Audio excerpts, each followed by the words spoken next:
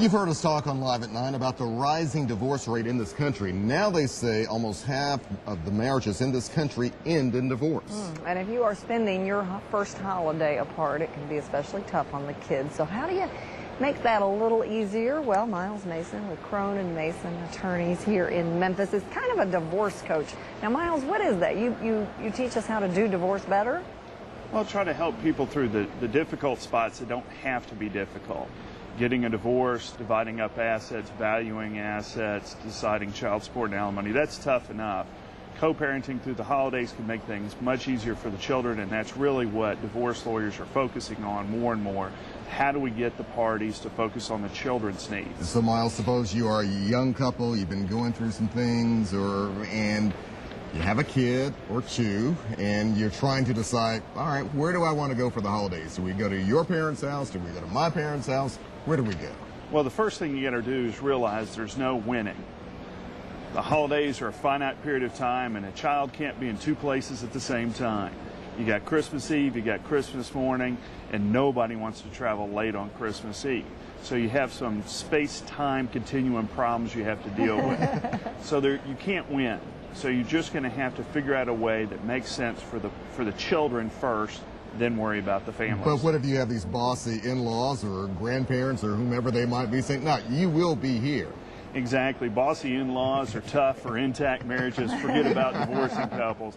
And there's really no perfect way to handle it. And so what we teach our clients is how to accept the situation and work together, because the holidays should be a separate category away from regular parenting time during the school year. Do you find that in most cases people do understand that it's really not a time to be about them? No, and that's why I'm here. We want to get that out to people to relax, let go of the holidays. Yes, do we fight over school nights, school mornings? Do we fight over spring break and fall break and Thanksgiving and Easter? That can happen, but in those situations you can trade off. Right. The Christmas, the holidays, there's no trade-off because you can't be in two places at one time, so you're going to have to be flexible. And being flexible is more important than being right. Okay. Now, in some of these situations, Miles, do you have some couples, one of the two parents, trying to overcompensate, trying to almost buy that child, so to speak, with maybe as what's been called the Disneyland dad concept, so to speak? Right. What I tell my non-custodial parents, if they're coming out of pocket for a big trip or a big ticket item, is consider essentially making a gift of equal value to the custodial parent, so the custodial parent can do something nice as well. Because putting a child in the middle and making them feel guilty during this time of year by receiving something that they normally don't receive, children are smart. They understand what's going on, and don't put them in the middle of that sort of thing. But if both parents are lavishing something on them, that's great, and that's going to reduce that emotional stress for the child. Boy, do you have many takers on that advice? More than you think. Really? More than you think, yeah. You are like Solomon. You must be very good at what you do. People will come around if they just look at this situation from a different angle and say, how can we focus on the children and take this out of the win-lose scenario?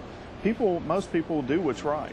Good for them. I'm impressed. What about trying to keep the family intact during the holidays, even though the emotions have been all over the place? How do you handle that one? That's very tough, and I think everybody that's got small children and you've got to deal with the in-laws and the other pressures and the gifts and trying to make a perfect Christmas, that's tough for anybody.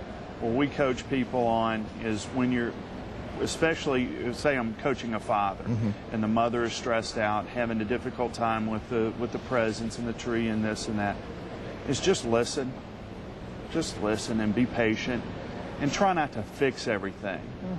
Christmas is not a time to fix things. Christmas is a time to relax and just spend time with one another.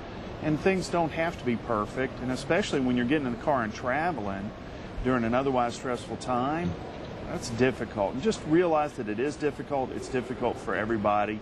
And try and relax and be patient. And don't try to make it live up to those memories that we might have of Christmas. Absolutely. When we were children, and it was easy, because it wasn't necessarily easy for our parents back then to pull all that off.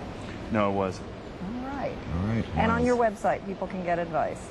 Oh, all the time. Yes. All right, terrific. MemphisDivorce.com. The Divorce Coach. It's easy enough. All right. Thank All you right, very much, Miles, thank you, sir. Thank As you. always, And we Merry appreciate Christmas. Thank you. it. All right.